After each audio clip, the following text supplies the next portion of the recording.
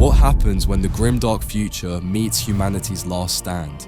Today we're throwing the entire Warhammer 40k universe into the Halo galaxy to see who survives, who dominates, and who gets completely wiped out by ancient superweapons.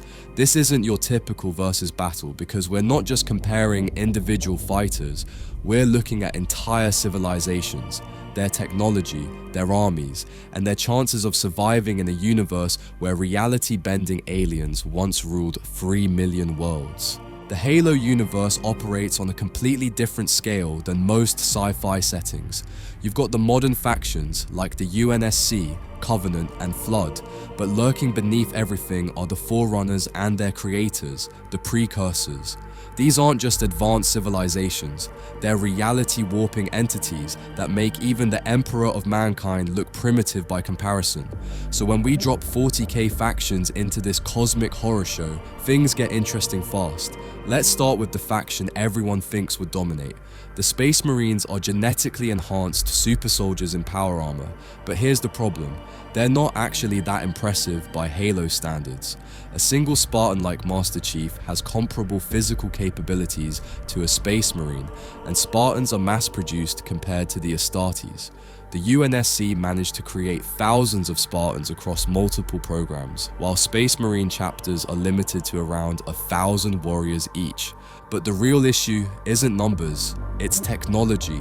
Space Marine bolt pistols fire explosive rounds that blow chunks off targets, which sounds brutal until you compare them to Covenant plasma weapons that burn straight through Titanium A battleplate like it's paper. A plasma rifle from Halo doesn't just wound you, it turns you into ash in seconds. Even basic Covenant infantry carry weapons that would make a Space Marine's bolter look quaint. The Imperial Guard faces an even worse situation. These are regular humans with flashlights and prayers against aliens who casually glass entire planets from orbit. The Covenant spent 27 years systematically destroying human colonies, and they weren't even trying that hard. They had better ships, better weapons, better shields, and better everything. The Imperial Guard's only advantage is numbers, but when a single Covenant cruiser can sterilize continents, numbers don't matter much. Now let's talk about the faction that might actually thrive here. The Adeptus Mechanicus would lose their collective minds over Forerunner technology. We're talking about a civilization that could create solid light constructs, teleport matter across galactic distances, and build ring worlds the size of Earth's orbit in less than 10,000 years. The tech priests would declare this the greatest archaeological discovery in human history and immediately start reverse engineering everything they could find. The problem is that Forerunner installations are protected by Sentinels, automated defense systems that have been maintaining themselves for 100,000 years. These aren't your typical Imperial servitors. Sentinels use hard-light weaponry that cuts through almost any material, and they're backed by monitor AIs with processing power that makes even the most advanced machine spirits look like pocket calculators. Here's where things get really wild though. The Chaos Gods would have a field day in the Halo universe because it's already been through multiple apocalyptic events. The Forerunner Flood War, the firing of the Halo Array, the Human Covenant War. There's so much suffering and death echoing through this galaxy that Khorne would be drunk on bloodshed before his first demon even materialized. But Chaos faces a unique problem here: the Flood. These aren't just space zombies, they're a galactic parasite that consumed the Forerunners, a civilization so advanced they could build artificial worlds faster than the Imperium could colonize natural ones. The Flood doesn't just infect biological matter, they corrupt AI, steal memories, and turn entire civilizations into extensions of their collective intelligence. When a Gravemind forms, it gains access to the knowledge and technology of every species it's consumed. The Necrons represent probably the biggest threat to the Halo universe's existing power structure. These ancient killing machines have weapons that disintegrate matter at the molecular level, and bodies that can regenerate from almost any damage. Their Gauss weaponry would tear through Covenant shields like they weren't even there, and their living metal construction makes them nearly indestructible by conventional means. But even the Necrons would struggle against Forerunner technology. The Forerunners had weapons that could collapse stars and defenses that could withstand galactic-scale conflicts. They fought the Flood for centuries, using technology so advanced it borders on magic. Forerunner Promethean constructs are essentially mechanical Necrons with better AI and reality-manipulating weaponry. The real question becomes whether any 40,000 faction could survive an encounter with the Precursors. These beings exist beyond normal space-time and can manipulate the fundamental forces of reality itself. They created the Flood as a test for younger species, and when the Forerunners failed that test, they tried to wipe out all sentient life in the galaxy. The Precursors operate on a tier of technology that makes even the Dark Age of technology look primitive. The Tau Empire might actually find some common ground with certain Halo factions. Their philosophy of the greater good could align with the UNSC's defensive strategies, and their rapid technological advancement means they could potentially adapt to new threats faster than other Imperial factions. The Tau have shown they can integrate alien technology when it serves their purposes, and the Halo galaxy is full of abandoned Forerunner installations just waiting to be studied. However, the Tau's expansion-focused mentality puts them on a collision course with everyone. The Covenant would see them as heretics for not worshipping the Forerunners, the UNSC would view them as another alien threat, and the Flood would see them as fresh biomass for the collective. The Tau's advanced battlesuits and railgun technology give them an edge in conventional warfare, but conventional warfare doesn't work when your enemy can infect entire worlds in days. The Eldar present a fascinating case study because they have already survived one galactic apocalypse. When Slaanesh was born and consumed their empire, the surviving Eldar adapted by living on craft worlds and following strict paths to avoid feeding the Chaos God. This experience with cosmic-scale disasters might actually help them in the Halo universe, where apocalyptic events seem to happen every few thousand years. Their psychic abilities give them a significant advantage over most Halo factions, but they also make them vulnerable to the Flood's psychological warfare. The Flood can corrupt minds as easily as they infect bodies, and a psychically sensitive species like the Eldar might find themselves overwhelmed by the collective consciousness of a grave mind. The Orks, surprisingly, might be one of the most successful 40k factions in the Halo universe. Their WOG energy could potentially interact with Forerunner technology in unexpected ways, and their love of fighting means they'd thrive in a galaxy where someone's always at war with someone else. The Orks' ability to jury-rig technology means they could potentially reverse engineer Covenant weapons and vehicles, creating even more devastating combinations of firepower and Orky ingenuity. But here's where the Orks run into problems. The Covenant's religious fanaticism doesn't mesh well with Orky culture. The elites and brutes see warfare as honor and duty, while Orks see it as the best possible way to spend an afternoon. When these two philosophies clash, you get battles that make the Siege of Vrax look like a friendly disagreement. The Covenant's superior technology gives them early advantages, but Ork cunning and adaptability means they'd eventually figure out how to make plasma rifles that shoot twice as fast and explode in rainbow colors.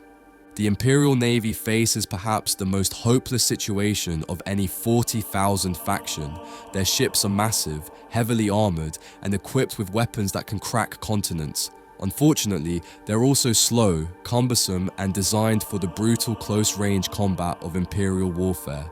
Covenant ships engage at ranges of 10,000 kilometers with plasma torpedoes that burn through armor like tissue paper. Imperial ships need to get within knife-fighting distance to use their lance batteries and macro cannons effectively. Even worse, Imperial ships rely on warp travel, which means they're bringing the most dangerous dimension in 40,000 with them wherever they go. Imagine Covenant forces dealing with their first demon incursion when an Imperial fleet exits the warp with half their ships infested by Nurgle's plagues or Khorne's berserkers. The Covenant already struggles with the concept of the Flood. throw in entities that exist outside normal reality and can corrupt souls themselves, and you have a recipe for galactic chaos. The Sisters of Battle would find themselves in an interesting theological crisis. Their faith in the Emperor is absolute, but the Halo universe presents them with evidence of other divine beings. The Forerunners were worshipped as gods by the Covenant, and their technology seems miraculous, even by Imperial standards. Would the Sisters see this as heresy to be purged, or would they recognize a divine plan beyond their understanding? Their faith-powered abilities might actually be enhanced in a universe where belief literally shaped reality for the Covenant. The Sanshiyum convinced entire species that the Forerunners were gods, and that collective belief gave them power over billions of beings. The Sisters' unwavering faith could potentially tap into similar forces, making their acts of faith even more devastating against enemies who don't expect religious fervor to manifest as literal miracles. The Tyranids represent something the Halo universe has never encountered before. The Flood consumes biological matter and converts it to their own purposes, but they're ultimately limited by the biomass available in any given system. The Tyranids strip entire worlds down to bedrock, consuming everything from bacteria to apex predators before moving on to the next target. They're a galactic locust swarm, with the intelligence of a hive mind and the adaptability to counter any weapon used against them. Quick break here. If you're wondering how other 40k factions would handle Forerunner technology, or whether the Precursors could corrupt a Chaos God, smash that subscribe button because we're just getting started with this galactic showdown. The real terror comes when you consider what happens if the Tyranids encounter flood-infected worlds. Do they consume the flood biomass and become infected themselves, creating a hybrid nightmare that combines Tyranid adaptability with flood intelligence? Or do their synapse creatures provide enough psychic resistance to turn infected biomass into just another food source? Either outcome fundamentally changes the power balance of the entire galaxy. Forge World Titans face an interesting comparison with Forerunner war machines. Imperial Titans are mobile weapons platforms the size of city blocks, but Forerunner Seekers were automated war machines that could strip entire continents clean of life in hours. The Imperium builds their Titans to inspire awe and terror in human enemies. The Forerunners built their war machines to fight opponents who could manipulate reality itself. A Warlord Titan's plasma destructor might punch through Covenant shields, but Forerunner hard-light constructs can absorb and redirect energy attacks. Imagine a Titan Princeps trying to target enemies that exist partially outside normal spacetime, or dealing with weapons that don't just destroy matter, but erase it from existence entirely. The Machine. God's blessing only goes so far when you're fighting beings who mastered technology millions of years before humanity discovered fire. The Dark Eldar would absolutely thrive in certain aspects of the Halo universe. The chaos and suffering generated by the Human Covenant War would provide them with more psychic nourishment than they could consume in centuries. Entire human colonies being glassed from orbit, billions of lives snuffed out in moments of absolute terror. It's exactly the kind of large-scale suffering that keeps Slaanesh at bay while feeding Dark Eldar souls. Their raiding tactics would work perfectly against isolated human colonies or even Covenant outposts. Dark Eldar technology is designed for rapid strikes and quick escapes, which matches perfectly with hit-and-run tactics against superior forces, but they'd struggle against the Flood's corruption abilities and the Forerunners' automated defense systems that never sleep and never make mistakes based on emotion or arrogance. Custodes represent the pinnacle of Imperial genetic engineering and martial prowess. Each one is a work of art crafted by the Emperor himself, warriors who make Space Marines look like enthusiastic amateurs. In single combat, a Custodian god could potentially match a Spartan in physical capabilities, while vastly exceeding them in experience and equipment quality. Their Guardian Spears and Apollonian Plate would give them significant advantages in close quarters combat. The problem is scale. There are 10,000 Custodes protecting Terra. The UNSC produced thousands of Spartans across multiple programs, and they still lost the war against the Covenant until the Master Chief got lucky with a Forerunner AI. The Custodes are designed to be the Emperor's personal bodyguards, not a galactic military force. They excel at small-scale operations and personal protection, but they're not equipped to fight fleet actions or defend entire star systems. The Inquisition would find the Halo universe both fascinating and terrifying, evidence of multiple extinct civilizations, reality-manipulating aliens, and galactic-scale weapons that can sterilize all life. Some Inquisitors would see this as the ultimate proving ground for human determination and Imperial faith. Others would immediately call for Exterminatus on every world that showed signs of Forerunner or Precursor influence. The real question is whether the Inquisition's methods would work against threats that operate outside normal reality. You can't torture information out of a Forerunner AI that's been dead for 100,000 years, and threats like the Flood don't respond to intimidation or bribery. The Inquisition's greatest weapon is knowledge, but in a universe where knowledge itself can be corrupted or used as a weapon against you, their traditional methods might prove inadequate. The Grey Knights face perhaps the most paradoxical situation of any Imperial faction in the Halo universe. These are warriors specifically engineered to fight demons and entities that exist outside normal reality. Their psychic powers and blessed weapons are designed to banish threats that conventional forces can't even perceive.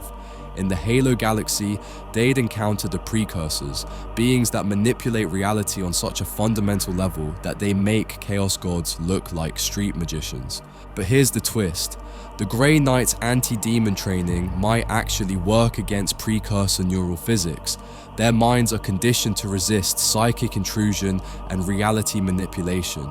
When a Precursor tries to rewrite their existence at the quantum level, a Grey Knight's psychic defenses could potentially hold them together long enough to fight back. Of course, this assumes they could even reach a Precursor before being unmade by star roads or neural weapons. Imperial Assassins would find themselves completely out of their element. These are precision killers trained to eliminate specific targets using stealth, poison, and overwhelming violence.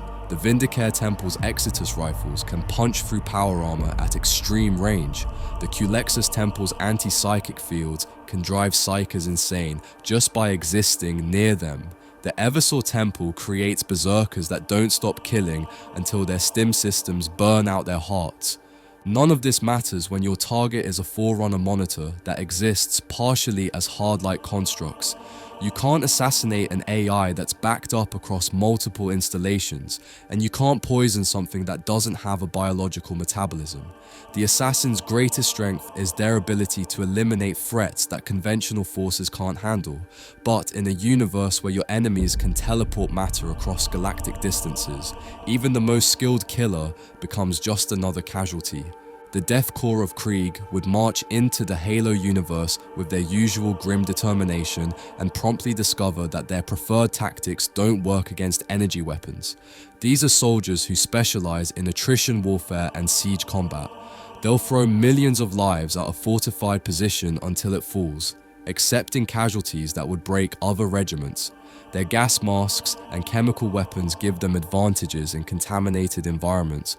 Unfortunately, Covenant plasma weapons don't care about your willingness to die for the Emperor. A Hunter Pair's fuel rod cannons will vaporize entire squads regardless of their morale level. The Death Corps' artillery might damage Covenant ground forces, but their real strength lies in their ability to hold ground against overwhelming odds. When the enemy can glass your position from orbit, holding ground becomes meaningless. The Officio Assassinorum's Callidus Temple presents an interesting exception to the general Imperial disadvantage. These shapeshifters could potentially infiltrate Covenant forces by mimicking alien physiology. A Callidus assassin could spend months learning elite culture and language, then strike at critical moments during major operations. Their polymorphine drug allows them to alter their appearance and body structure, which could fool even advanced sensors. The problem comes when they encounter AI opponents. Forerunner monitors and Promethean constructs don't rely on visual identification or biological markers. They scan for quantum signatures and neural patterns that can't be faked with drugs or surgery. A Callidus assassin might successfully impersonate a Sanshayum hierarch for weeks, only to be instantly identified and neutralized the moment they encounter actual Forerunner technology. Now let's examine what happens when these factions encounter specific Halo superweapons. The Halo array doesn't just kill biological life, it specifically targets nervous systems complex enough to sustain the Flood. This means most 40k factions would be wiped out instantly if the rings fired, but certain exceptions might survive. Necrons, being mechanical constructs with quantum-based consciousness, might be immune. Certain types of servitors and tech thralls with limited neural activity could potentially survive the pulse. The real question is whether chaos entities would be affected. Demons exist in the warp and only manifest physically through possession or ritual summoning. When the Halo array fires, does it target their physical forms, their warp presence, or both? If it only affects biological nervous systems, then demon engines and possessed marines might survive while their hosts die, creating a galaxy populated entirely by unbound chaos entities. Forerunner composers present an even more terrifying threat to Imperial forces. These devices don't just kill you, they extract your consciousness and convert it into data, storing your mind in digital format while destroying your body. For the Imperium, this represents the ultimate heresy. The soul is sacred, and reducing human consciousness to mere information violates every principle of Imperial faith. But some factions might see this differently. The Adeptus Mechanicus believes that flesh is weak and the machine is eternal. They might view composition as the ultimate fusion of human consciousness with blessed technology. A tech priest who gets composed might emerge as a digital entity with access to Forerunner databases, potentially becoming the most powerful member of the cult Mechanicus in history. The Flood's ability to corrupt AI presents unique challenges for factions that rely heavily on machine spirits and cogitators. Imperial technology is deliberately kept primitive to avoid the abominable intelligence that nearly destroyed humanity during the dark age of technology. This might actually protect them from certain forms of Flood corruption, since their systems aren't advanced enough to develop a true consciousness. However, the Flood's logic plague operates on principles beyond simple AI corruption. It's a mimetic virus that attacks the fundamental concepts of identity and purpose. Even simple machine spirits could potentially be infected if they're exposed to Flood-corrupted data. Imagine an Imperial Navy ship whose navigation cogitator becomes infected, leading the vessel directly into Flood-controlled space while the crew believes they're heading home to Terra. The Emperor himself presents the ultimate wildcard in any Halo crossover scenario. Sitting on the Golden Throne for 10,000 years, maintaining the Astronomicon while fighting Chaos Gods in the Warp, he represents the pinnacle of human psychic evolution. His consciousness spans the galaxy, and his power rivals that of the Chaos Gods themselves. But how would he measure against beings like the Precursors or the Primordial? The Emperor's psychic might could potentially rival Precursor neural physics, but he's bound to Terra by the Golden Throne and the necessity of maintaining the warp beacon that guides Imperial ships. He can't physically travel to confront Forerunner installations or Precursor artifacts. His influence would be limited to psychic projection and guidance for Imperial forces, assuming the warp exists in the Halo galaxy at all. Chaos Primarchs like Abaddon the Despoiler or Mortarion would find themselves facing opponents that operate on completely different principles. Demon Primarchs draw their power from the warp and their patron gods. In a universe where the warp might not exist or function differently, their abilities could be severely limited. Mortarion's plague powers mean nothing to Forerunner constructs that don't have biological components to corrupt. So there you have it.